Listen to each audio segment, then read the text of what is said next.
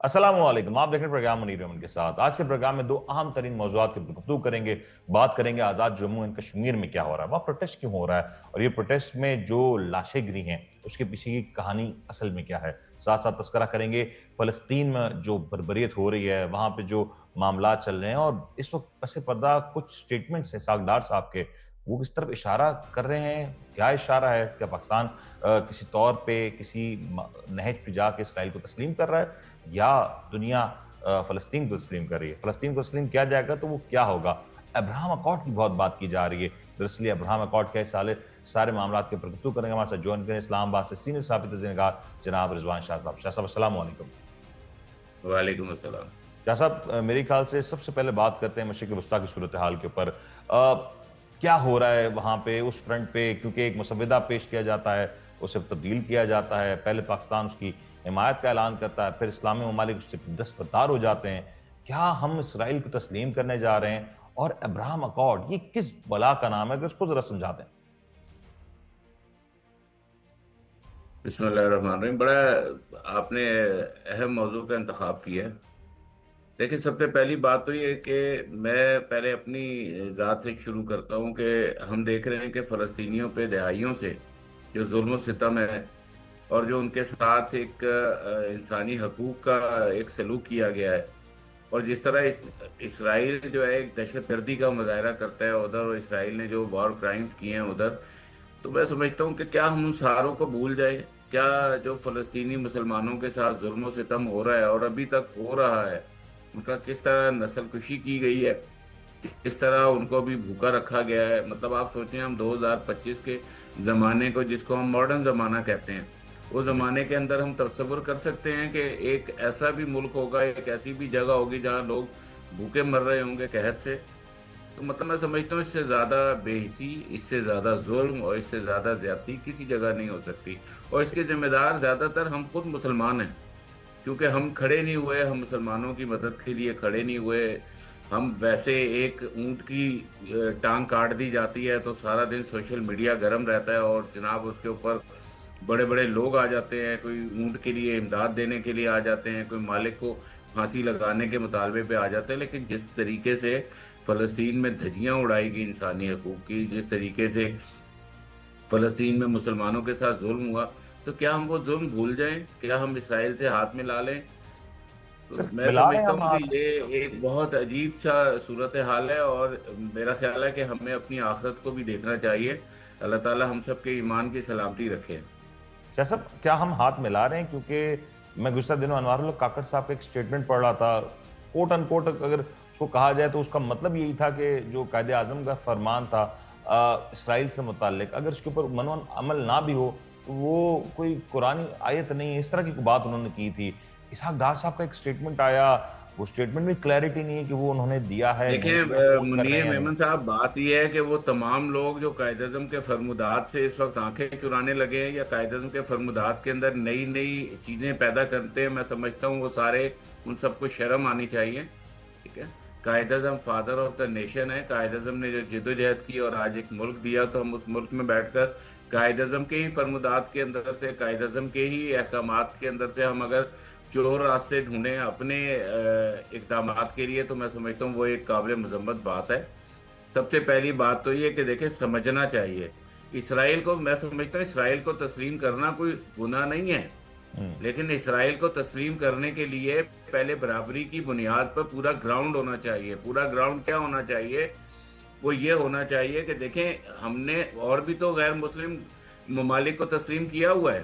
सही। क्या हमने इंडिया को तस्लीम नहीं किया? एक हिंदू हिंदू कंट्री है जहाँ पे इस्लाम का जो है कोई ताल्लुक नहीं है, बल्कि हम देखते हैं वहाँ पे किस तरह जो है वो मुसलमानों के खिलाफ एक पूरी मुहिम चलाई जाती है, किस तरह उन पर तशद्दुद करके उन्हें जय राम और जय श्री राम के नारे लगवाने पे मजबूर किया जाता है। तो हम क्या इंडिया को तस्लीम नहीं करते?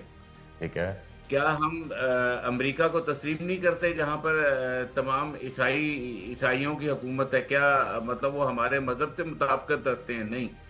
मैं समझता हूँ कि देखें, असल जो मसला आता है वो मसला ये आता है, और जो कायद-ए-आज़म का फरमान है उसके मुताबिक भी मैं आपको थोड़ा समझाने की कोशिश करता हूँ, मैं इस कौम को समझाने की कोशिश करता हूँ, और मैं उन तमाम लोगों को जो कायद-ए-आज़म के یہ باتوں کے درمیان میں سے ایک چور راستے نکال لیں. ان سب کو بھی یہ پیغام دینا چاہتا ہوں کہ دیکھیں، فلسطین کو جب تک فلسطین کے تمام قابض علاقوں سے اسرائیل واپس نہیں چلا جاتا، جب تک وہ اسرائیل کی زمین، اسرائیل فلسطینیوں کو فلسطینیوں کی جائز زمین واپس نہیں کرتا، وہ قبضہ ختم نہیں کرتا، اس وقت اسرائیل کو تسلیم کرنا میں سمجھتا ہوں ایک جرم، ایک گناہ ہے.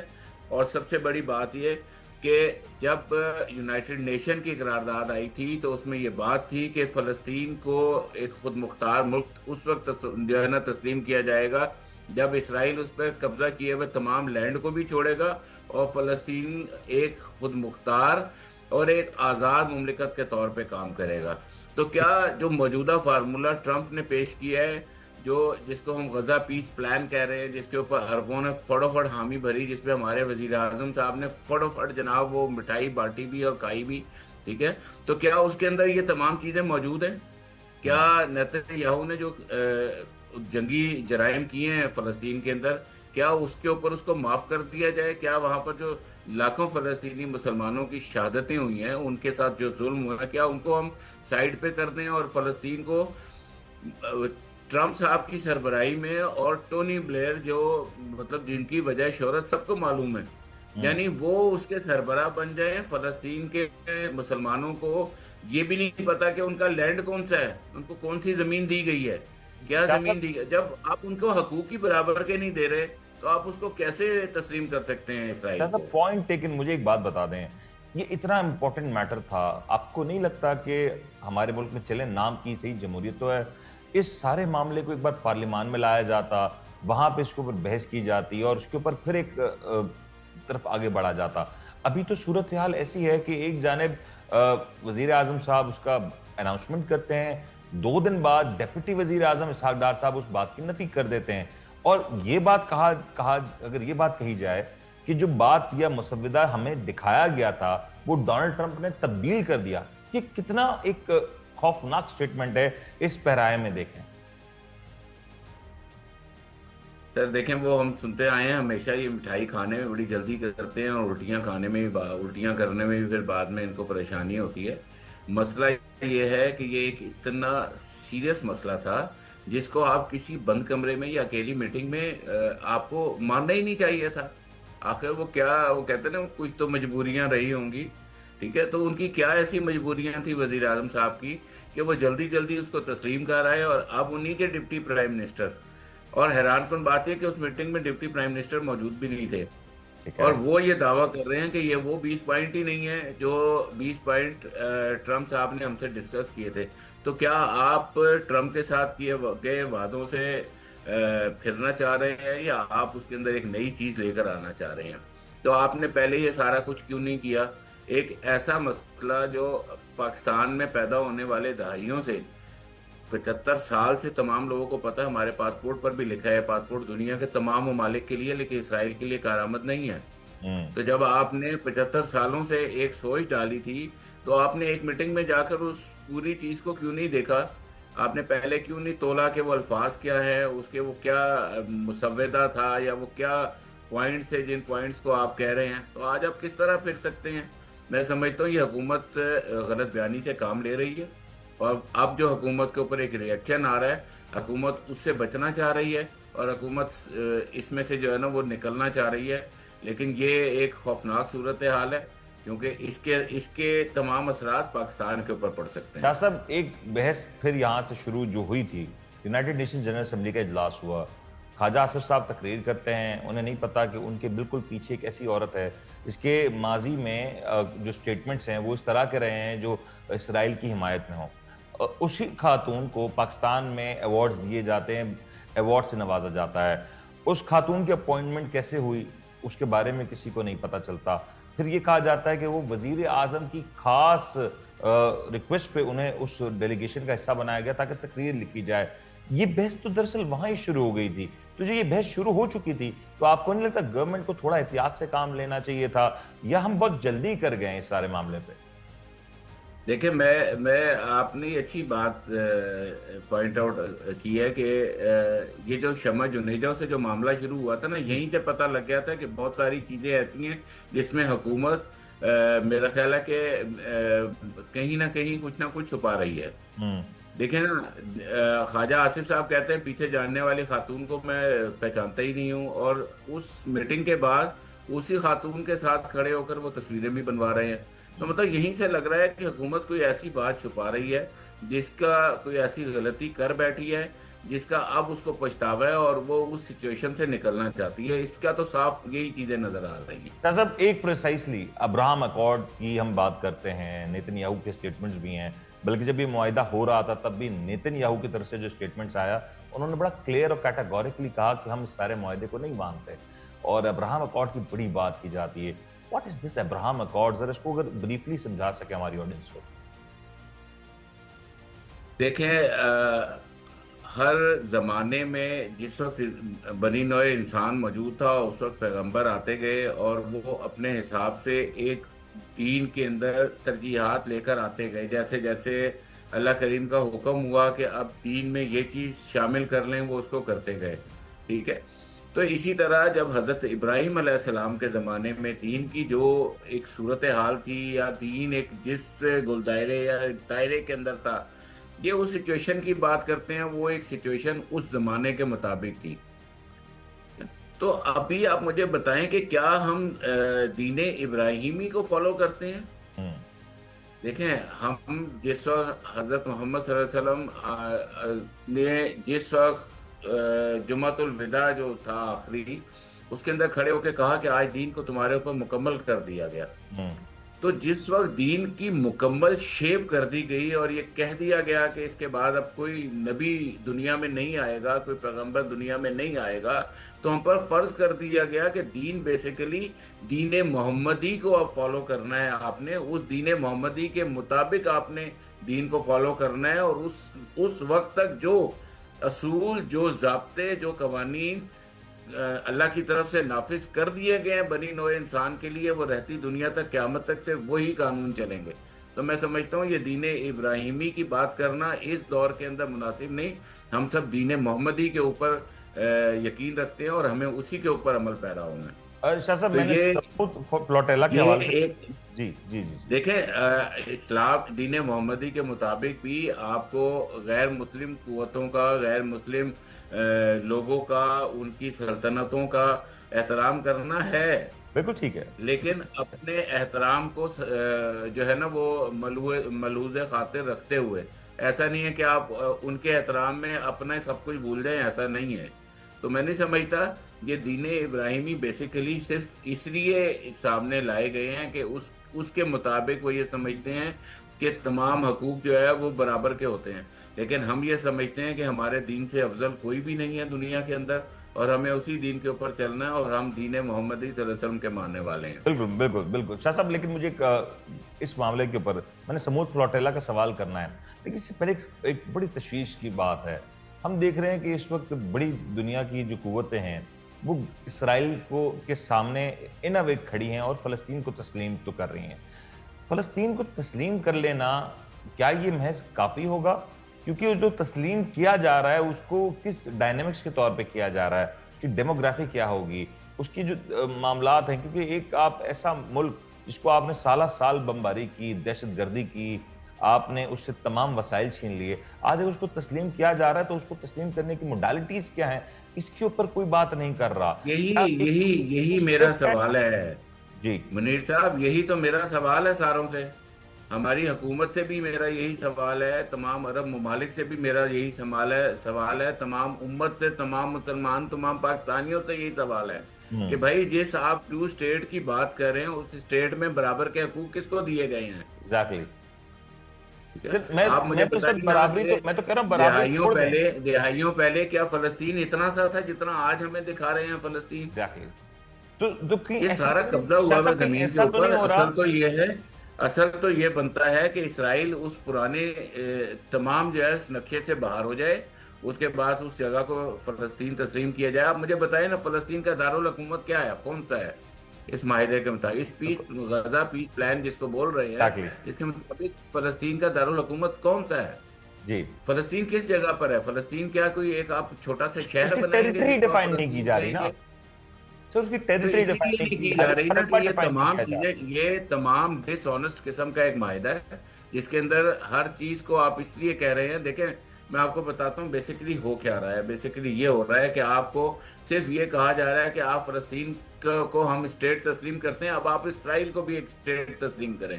اصل مسئلہ اسرائیل کو جو ہے نا ایز اے Exactly. مملکت تسلیم کروانا ہے، اور اس کے اندر یہ چورن بیچا جا رہا ہے کہ جی ہم فلسطین کو بھی اسٹیٹ تسلیم کرتے ہیں اور آپ اسرائیل کو بھی اسٹیٹ. لیکن فلسطین کی اسٹیٹ کو آپ کیا حقوق دے رہے ہیں؟ آپ کہہ رہے ہیں فوج وہاں پر نہیں ہو سکتی، اس کی فوج بھی ہم ہوں گے، اس کے گارڈین بھی ٹرمپ ہوں گے، اس کو چلائیں گے بھی ٹونی بلیر. تو فلسطینی خود کیا کریں گے ادھر؟ تو سر آپ اس سے تو بہتر فلسطینیوں کو ایک جیل میں ساروں کو بند کر دیں اور کہیں یہ فلسطین ہے، اس کو مملکت تسلیم کر لیں. تو میرا خیال ہے ایسا معاہدہ ناقابل قبول ہے، اور ایسا معاہدہ ایک میں سمجھتا ہوں انسانی حقوق کی خلاف سر ورزی آپ ہے. کو نہیں, ایک سوال ویسے پھر سے یہ بھی ہے کہ اتنا اہم معاہدہ ہے, پر آپ نے وہ معاہدہ دیکھا یا کسی نے وہ معاہدہ دیکھا یا پبلک ہوا وہ معاہدہ, یا فلسطینی عوام کو وہ معاہدہ دکھایا گیا؟ سر سمپل بات یہ ہے کہ جس وقت آپ یہ کہتے ہیں کہ فلسطینی عوام کو فلسطینی رول نہیں کریں گے، جی. حماس کا وہاں پہ کوئی تصور نہیں ہوگا، وہ اپنی فوج نہیں بنا سکیں گے، ان کے ہوں. اپنے ادارے نہیں ہوں گے، تو میرا خیال ہے اس معاہدے کو پڑھنے کی ضرورت ہی نہیں. اس کی جو مین چکیں ہیں وہی ایگزیکٹلی. ہمیں سمجھا رہی ہیں کہ سر یہ ایک دیٹ از دا 1992 پوائنٹ جو کے میں جس ملک کے ہیں. اوپر آپ کو لانا چاہ رہا تھا. لیکن شاہ صاحب مجھے آخری میں سموتھ فلوٹیلا, سینٹر مشتاق, فارمر سینٹر مشتاق سر, ویسے تو میں اس فورم پہ کسی کی اس طرح کی کھل کے تعریف نہیں کرتا, لیکن شاید for the very first time میں کہتا ہوں کہ اس شخص کے لیے جتنی بات کی جائے وہ کم ہے. وہ شخص نے شاید ایسا کچھ کر دکھایا جو دنیا کی بڑی بڑی افواج نہیں کر سکی, بڑے بڑے سربراہ نہیں کر سکے. سر ایک اس طرح کے ڈیلیگیشن کو لیڈ کرنا جو امدادی سامان لے کے جا رہا ہو, اور پھر وہاں پہ جانتے ہیں کہ حالات اچھے نہیں ہوں گے, جانتے ہیں ریزسٹنس نہیں, بھرپور ریزسٹنس ہوگی, جان کا خطرہ ہو. سر اب وہاں کیا ہوا ہے؟ ان کو گرفتار کر لیا گیا ہے, یورپ منتقل کیا جا رہا ہے, وہ امدادی سامان جو لے کے گئے تھے وہ کہاں چلا گیا؟ اس کے بارے میں کچھ بتا دیں گے. دیکھیں میں سمجھتا ہوں کہ یہ جو سینیٹر مشتاق صاحب نے کیا ہے نا، انہوں نے تو اپنی آخرت بھی سنوار لی اور انہوں نے اپنا حق بھی ادا کر دیا. وہ فلسطین کا جھنڈا لے کر اسلام آباد میں کھڑے ہوتے تھے، ان کو کس طریقے سے گرفتار کرتے تھے، یس. گھسیٹ گھسیٹ کے ان کو، ان کی فیملی کو، ان کے بچوں کو، ان کی وائف کو، ان کی مطلب رشتہ داروں کو، ان کے ساتھیوں کو کس طریقے سے گرفتار کیا جاتا رہا. ٹھیک ہے، لیکن ہر انسان نے اپنا جواب خود دینا ہے، اپنی آخرت کو سنوارنا ہے، اور وہ کتنا حق کے ساتھ ہے کتنا نہیں ہے یہ اس کی ذات کا فیصلہ ہے. بالکل ٹھیک. تو میں سمجھتا ہوں کہ یہ ایک بہت بڑا فیصلہ تھا، جبکہ ان کو یہ پتا تھا کہ وہ ایک ایسے مشن پہ جا رہے ہیں جس کا انجام کچھ بھی ہو سکتا ہے. ان کو مارا بھی جا سکتا ہے، ان کو پابند سلاسل بھی کیا جا سکتا ہے، ان کے اوپر ٹارچر بھی ہو سکتا ہے. اور ابھی آپ دیکھ لیں کہ اسرائیل تو بہت ظالمانہ طریقے سے جس کو بھی قید کرتے ہیں بہت ظالمانہ طریقے سے کرتے ہیں، وہ انسانی حقوق کو تو دیکھتے نہیں ہیں. اور ٹھیک. جہاں پر آپ دیکھیں کہ غزہ میں جس طرح فلسطینی مسلمان بھوک کا شکار ہیں، سٹارویشن ہے وہاں پر لوگ بھوک سے، بچے، بوڑھے اور خواتین،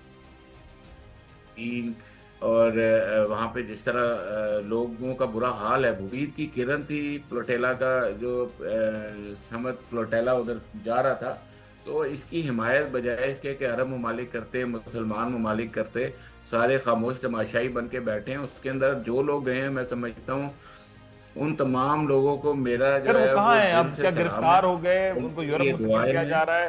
گرفتار رکھا جائے گا؟ سامان کوئی آواز اٹھ رہی ہے کہیں پہ کسی سطح پہ؟ دیکھیں اس میں سے سننے میں یہ آ رہا ہے کہ 34 کے قریب ایسے بحری جہاز اور کشتیاں ہیں جس کو اسرائیل نے اس وقت کنٹرول میں لے لیا ہے، اور اس میں سے لوگ تمام گرفتار کر لی ہیں. ٹھیک ہے، ٹھیک ہے. اور وہ جو گرفتار لوگ ہیں وہ اسرائیل کی تحویل میں ہیں، اور اسرائیلی فوج نے ابھی تک ان کے تاحال ان کے بارے میں کچھ بھی بتایا نہیں ہے. ٹھیک ہے. تو میں یہ سمجھتا ہوں کہ شاید وہ اس وقت اسرائیلی تحویل میں، اس وقت وہ کہاں ہے کہاں نہیں ہے، اس کے لیے بھی ہمیں آواز بلند کرنی چاہیے. اور مجھے تو ویسے حیرانگی ہوتی ہے، آج پاکستانی حکومت اور ہمارے وزیر اعظم صاحب نے ٹویٹ بھی کیا تھا نام لے کر، لیکن مجھے ان سے ایک یہ بھی ریکویسٹ کرنی تھی کہ اگر آپ واقعی سینیٹر مشتاق صاحب اور جتنے بھی پاکستان سے لوگ گئے ہیں ان کے لیے اتنی اظہار ہمدردی رکھتے ہیں، تو ان کے خلاف جو آپ نے مقدمات بنائے ہوئے ہیں فلسطینیوں کی حق میں مظاہرے کرنے پہ، وہ مقدمات بھی آپ ختم کر دیجئے ان کے خلاف، تو زیادہ بہتر انداز میں نظر آئے گا کہ شاید آپ ان کی سپورٹ کر رہے ہیں۔ شاہ صاحب پوائنٹ ٹیکن، مجھے پروگرام میں آخری چند منٹس رہ گئے ہیں۔ اس وقت اے جے کے میں جو صورتحال ہے، چودھری انوار وہاں پہ وزیر اعظم ہیں، وہاں پہ ایک عوامی ایکشن کمیٹی ہے جس کو پہلے تاجر ایکشن کمیٹی کہا جاتا تھا، اس کے کچھ مطالبات تھے، وقتاً فوقتاً وہاں پہ پروٹیسٹ ہوتے رہے، وہ پروٹیسٹ خونی پروٹیسٹ میں تبدیل ہو گئے ہیں۔ خون کا گر جانا کسی پروٹیسٹ میں آپ بھی بہتر طور پہ سمجھتے ہیں کہ پولیٹیکل ورکرز کے لیے ایک نیا جوش پیدا کر دیتا ہے۔ سر یہ جو جمود ہے وہ کیا ہے؟ اس کو اگر آسان الفاظ میں بریف کر دیں، کشمیر کی موجودہ حکومت جو ہے وہ کیا کر رہی ہے؟ جو ڈیلیگیشن گیا اس نے کچھ بریک تھرو حاصل کرنے میں ابھی تک تو اطلاعات ہیں کوئی کامیابی نہیں ہوئی ہے، کیا گراؤنڈ ریالٹیز ہیں اگر بتا سکیں؟ دیکھیں کچھ ٹائم سے ہم دیکھ رہے ہیں کشمیر کے اندر جو کشمیر کی منتخب حکومت، مطلب جو حکومت منتخب کر کے سامنے لائی گئی ہے، وہ ہمیں ایسا لگتا ہے کہ شاید وہ عوام کی چنندہ حکومت نہیں ہے، اور اس کو عوام میں وہ پذیرائی حاصل نہیں ہے جو ایک عام حکومت کو ہوتی ہے، کیونکہ سب کو پتا ہے کہ جب وہاں پہ انتخابات ہوئے تھے تو کیا طریقہ کار اپنایا گیا تھا اور کس طرح وہاں پر لوگوں کو منتخب کرایا گیا تھا۔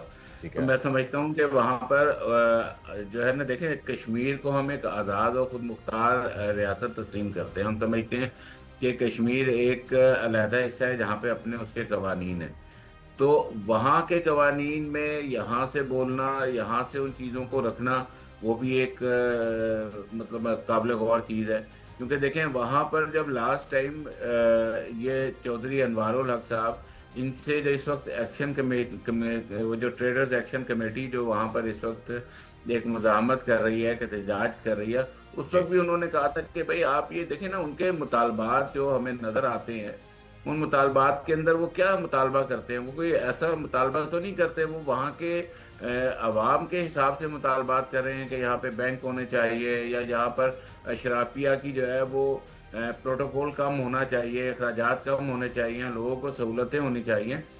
لیکن جب ڈٹائی کے ساتھ اب ایک حکومت بیٹھ جائے کہ ہم نے عوام کی بات ہی نہیں سنی، تو پھر ہمیں پتہ ہے ہر جگہ پر احتجاج ہوتا ہے، اور جب منیر صاحب احتجاج ہوتا ہے اور اتنے بڑے پیمانے پر ہوتا ہے جتنا کشمیر میں ہو رہا ہے، کہ وہاں پر ہر جگہ سے قافلے نکلے ہوئے ہیں جو مظفر آباد کی طرف ہیں، کوہالہ پہ کھڑے ہوئے ہیں، جب وہ کھڑے ہوتے ہیں تو اس کے اندر ظاہری بات ہے کہ جب تشدد کا ایلیمنٹ انوالو ہوتا ہے تو وہاں پر تو پھر صورتحال خوفناک ہی ہو جاتی شاہ ہے۔ صاحب ایک تو میں سمجھتا ہوں کہ حکومت کو ہوش کے ناخن لینے چاہیے، اور جو مذاکراتی کمیٹیاں ہیں ان کو چاہیے کہ وہ بیٹھ کر اس کا ایک کوئی پرامن حل نکالیں۔ جب آپ خود ہی کہہ دیتے ہیں کہ یہ جن سے جو کشمیر کے اندر احتجاج کر رہے ہیں وہ سارے جو ہیں وہ غدار ہیں، اس کے بعد انہی غداروں کے ساتھ بیٹھ کر آپ مذاکرات کرتے ہیں، تو ڈیفینیٹلی دلوں میں بہت فرق آتا ہے، ٹھیک سوچوں میں بہت فرق آتا ہے۔ تو میں سمجھتا ہوں کہ ان کو آرام سے بیٹھیں اور اس فتنے کو ختم کریں۔ دنیا بہت زیادہ آگے جاتی جا رہی ہے، لوگ اپنے پریشانیاں، اپنی مصیبتوں کو کم کر رہے ہیں، اور ہم لوگ ہیں کہ خام و خواہ اپنی ایگو کے پیچھے اپنی مصیبتوں کو بڑھاتے جاتے ہیں۔ اور دیکھیں کشمیر ایک ایسی جگہ ہے جس کے اوپر بھارت ہر ٹائم نظریں رکھتا ہے، ایگزیکٹلی۔ تو ہمیں اس بات کا دھیان رکھنا چاہیے کہ کشمیر کے اندر حالات بہتر سے بہتر رہیں، تاکہ بھارت اپنے مضموم عزائم سے باز رہے، اور ہم ایک ایسا پیغام دیں کہ ہم مل کر رہتے ہیں، اور ہم ایک جو ہے نا وہ ایک یکجٹ ہیں، ہم لازم و ملزوم ہیں، اور ہماری سوچیں بھی ایک جیسی ہیں۔ شاہ صاحب لاسٹ سوال بڑا چپتا ہوا، اگر آپ جواب دینا چاہیں۔ یہ معاملہ ایک جانب کہا جا رہا ہے آٹے کی قیمت کا، بجلی کی قیمت کا معاملہ ہے، اور اس سارے معاملے کو اگنائٹ کرنے کے لیے، فلیم کرنے کے لیے کہیں نہ کہیں بیرونی قوتیں بھی اس میں شامل ہیں۔ آپ اگر اس کا جواب دینا چاہیں تو کیا ہوگا؟ میں سمجھتا ہوں کہ جب آپ چیزوں کو کنفلکٹ پیدا کرنا چاہیں نا چیزوں کا، جی۔ تو اس کے اندر آپ کچھ بھی کہہ لیں، جس طرح میں نے کہا نا، جب آپ کہہ دیتے ہیں کہ یہ غدار ہیں، پھر غداروں کے ساتھ ہی بیٹھ کے مذاکرات کرتے ہیں، تو یہ تھیوریز چلتی ہیں کہ بھائی یہ بیرونی ممالک ہیں، ان کی طرف سے ہے، کوئی فنڈنگ ہے، کوئی دشمن ملک دشمن عناصر کے ساتھ ہے، ایسا نہیں ہوتا۔ نہ کوئی پاکستانی ملک دشمن عناصر ہوتا ہے، نہ کوئی کشمیری ملک دشمن عناصر ہے۔ کشمیر اور پاکستان ایک یکجٹ ہیں، ہم ایک ہی حصہ ہیں، ہم ایک ہی چیز ہے، اور میں سمجھتا ہوں نہ کوئی کشمیری نہ کوئی پاکستانی غدار ہے۔ یہ سوچیں یہ چیزیں ختم کی جائیں، اور جو مسائل ہیں ان کی طرف آیا جائے کہ ان کو جو تکلیفیں ہیں، جو ان کے جائز مطالبات ہیں، ان کا کوئی حل نکالا جائے۔ یہ بیان بازیوں کے اندر تماشا نہ بنوائیں دنیا کے سامنے اپنے آپ کو۔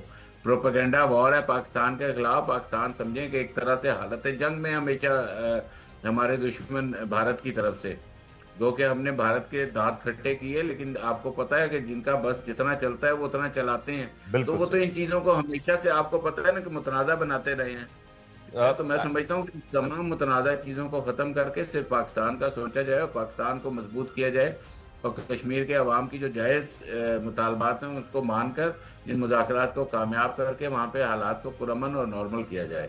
سر میرے خیال سے پروگرام کا وقت اپنے اختتام پہ پہنچا، لیکن جاتے تھے بات ضرور کرنا چاہیں گے کہ اگر ہمیں یہ لگتا بھی ہے کہ کہیں کوئی ایسی چیز ہے، کیونکہ کشمیر ایک فلیش پوائنٹ ضرور ہے، اور یہ بھی ہم جانتے ہیں کہ اس کے اوپر پوری دنیا کی نظریں ہیں، یہ بھی ہم جانتے ہیں کہ اس پہ ہمارے دشمنوں کی بھی نظر ہے۔ تو اگر وہاں پہ کوئی چیز اگر آپ کو بہتر کرنی ہے تو اس کے لیے ایک ایکسٹرا اسٹیپ اگر لیا بھی جائے تو اس میں کوئی مذائقہ نہیں۔ کشمیری عوام، کشمیری لوگ ہمارے بھائی ہیں، ویسے ہی ہیں جیسے ہمارے باقی پاکستانی ہیں، اور کسی کی بالوطنی کے اوپر ڈاؤٹ کرنا یقینی طور پہ یہ اس سارے معاملے کو مزید انتشار کی طرف بڑھا دے گا۔ امید کرتے ہیں آپ کو آج کا پروگرام پسند آئے ہوگا۔ اپنا خیال رکھیے گا۔ اللہ حافظ۔